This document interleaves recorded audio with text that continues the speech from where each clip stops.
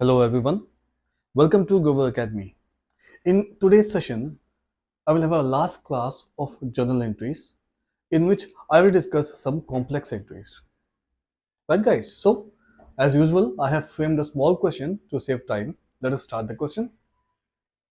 Pass the following journal entries in the books of Matthew. We are starting again in the year 2025, Jan 1. First transaction says purchased goods costing 10,000 at 10% trade discount and 5% cash discount.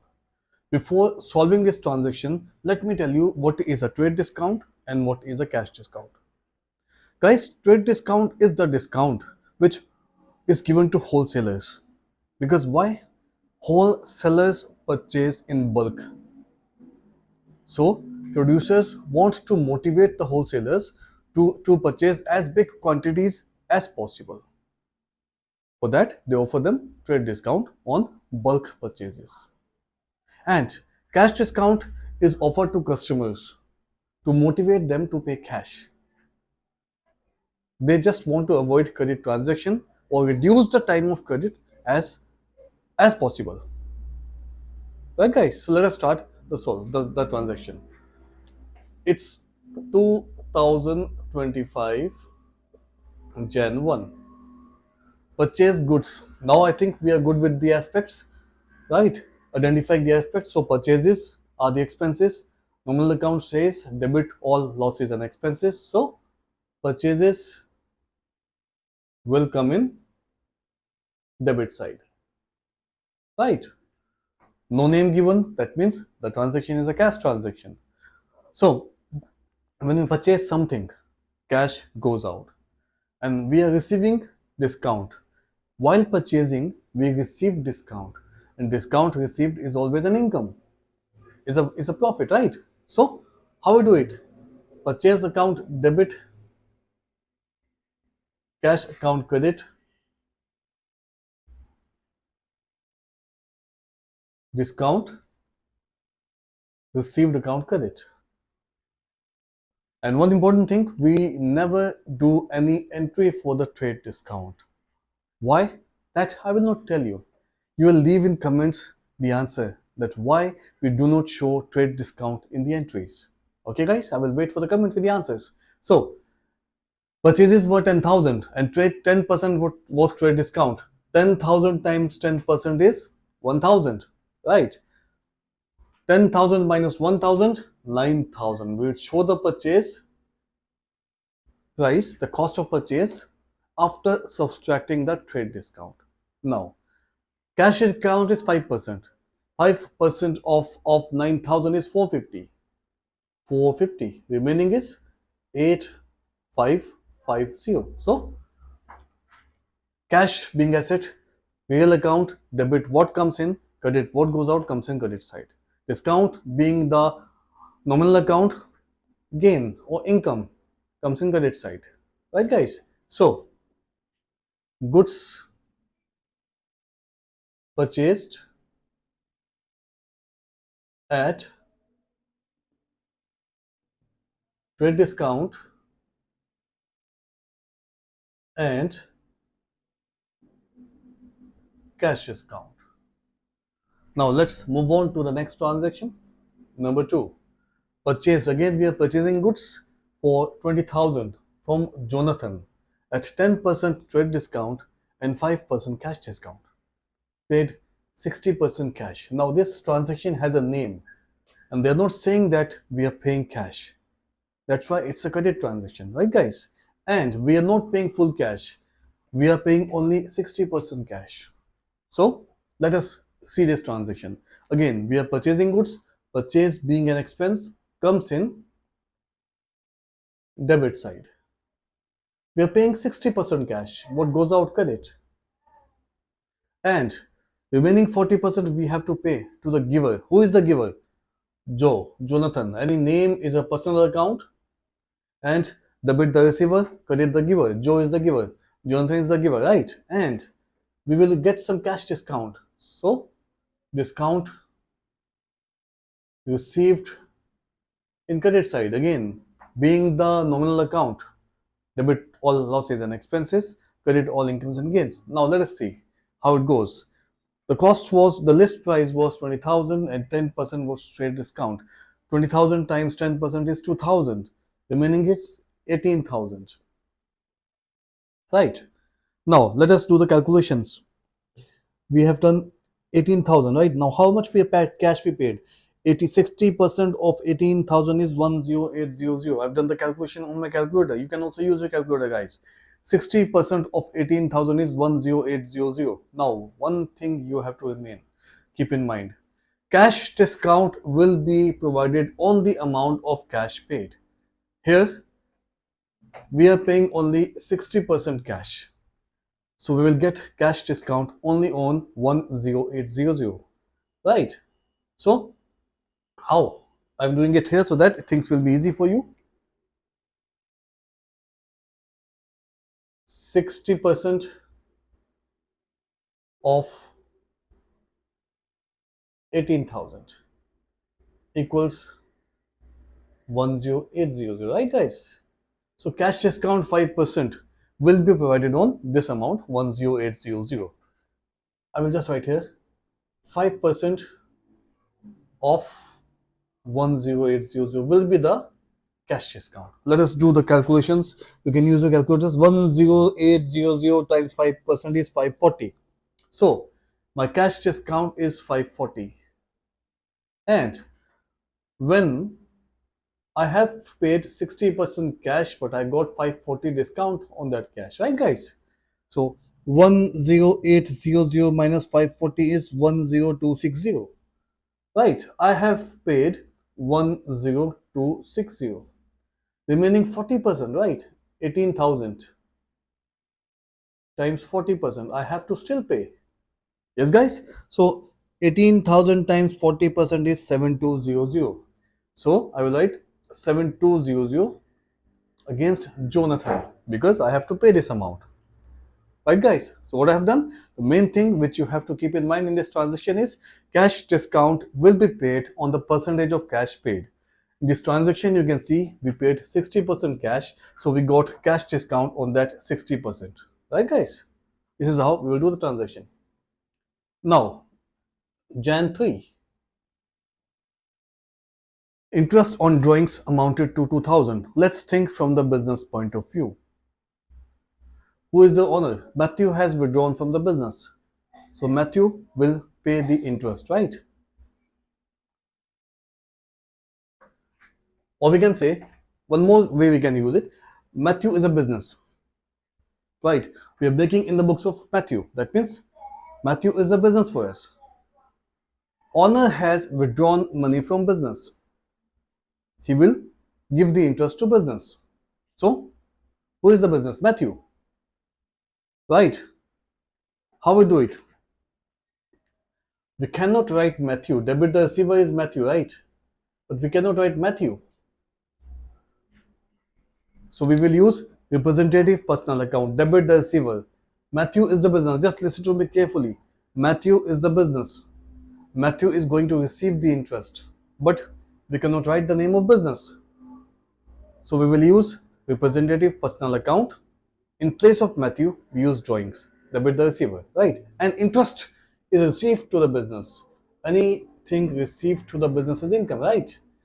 Nominal account says debit all losses and expenses, credit all incomes and gains. So interest on drawings is an income. It will come in credit side, right guys? So representative personal account and income. So we just write a small narration. Interest on drawings due. Let's see the next entry. Jan 4 says returned defective goods to Joe costing 3,000. Guys, you must be observing that I'm using Joe for Jonathan, right guys? Because he is one of my favorite student in my class. And I call him Joe in class. So it's habitually, right? So I will say Joe, but he's Jonathan, guys, right? So returned defective goods to Joe costing 3,000. And I am returning goods to Joe. That means he is the receiver. First thing we will do is debit the receiver. Jan 4. Jonathan, receiver.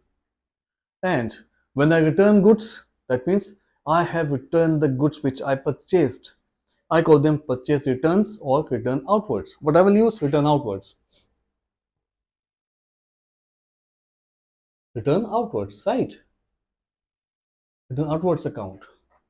Now, amount. I purchase goods from him at 10% trade discount, and this is the cost 3000. But I have to pay him after trade discount. That means 10% of 3000 is 300.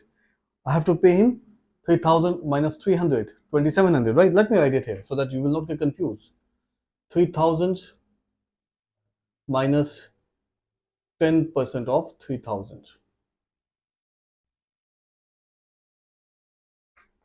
I have to pay him 2700. This is how I will do this transaction. Right, guys? Now, see why I have not considered cash discount, because if no information is given, I will assume that I have returned him goods for which I haven't paid him. If I have not paid him until now, I have not received any cash discount. Okay, guys? So, goods returned to Jonathan, Jan 5. Sold goods costing 4000 to NG at 10% discount. Now again, I am selling goods to NG. Name is given. They are not saying that we are paying cash or receiving cash. That means it's a credit transaction. I am selling goods on credit at 10% discount. Right, guys? So when I sell goods to someone, that person is the receiver, right? So NG is the receiver. Debit the receiver. NG, debit. I'm selling goods, income, credit side, right? And discount is a loss for me, so I should write discount in between sales and NG. Because two debits. Debits should be together. NG account debit, I allowed discount. Loss. Nominal account says all losses, expenses come in debit side, right, guys? I hope you know these things by now. Credit is sales, only sales.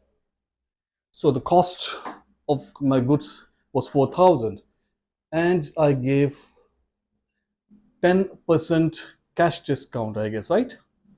Yes, 10% cash discount. 4000 times 10% is 400. I am expecting from her 3600, right, guys? So I will just write sold goods to NG on discount. Again, balance carried down, as I told you, if you remember, because my page is finished, I need to change my page. So I have to make total here for my page. 18 plus 9, 27, 29, 29, 31, 31, 35, 700. Total is 35, 700. 35, both sides should be equal. Now, the first thing, and I will start with the first thing. I will edit 8550. 8550, 450 should be written here, right? Not here. Okay. The first thing what I will do is, I will get the balance brought down from the previous page. 35700, 35700, 35700. Now let's see the next entry. Jan 6. It says interest on capital amounted to 1000. Right, guys? Let us see. 2025 Jan 6. Now, guys, let's go back to our previous videos for this transaction. Capital is the amount invested by the owner, entrepreneur in the business. So, he is supposed to receive interest on his capital, on his investment. Who will pay the interest? Business will pay the interest. So, business is the giver of the interest. Matthew, the business. But we cannot write the name of Matthew. So, what will we do? We will replace Matthew with representative personal account, which is capital. And interest on capital has to be paid. Anything which business has to pay is an expense, right, guys? So expense comes in debit side. We write interest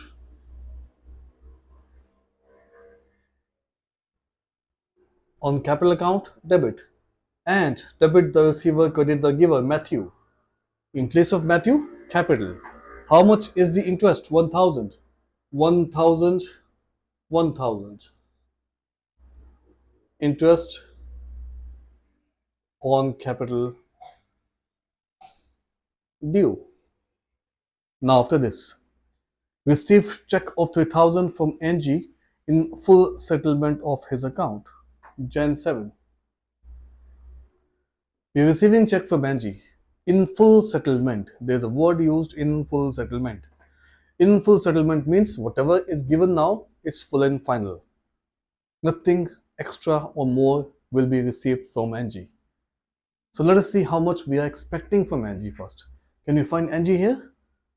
Yes, can see. We sold goods to NG and we are expecting 3600 from her. But she has given a check for how much? Check or cash? Check of 3000. That means out of 3600, we have received 3000. 600 is again discount. This is how. Hidden discount, guys. You have to just read the line carefully, the statement carefully. Full settlement. Nothing more will be received.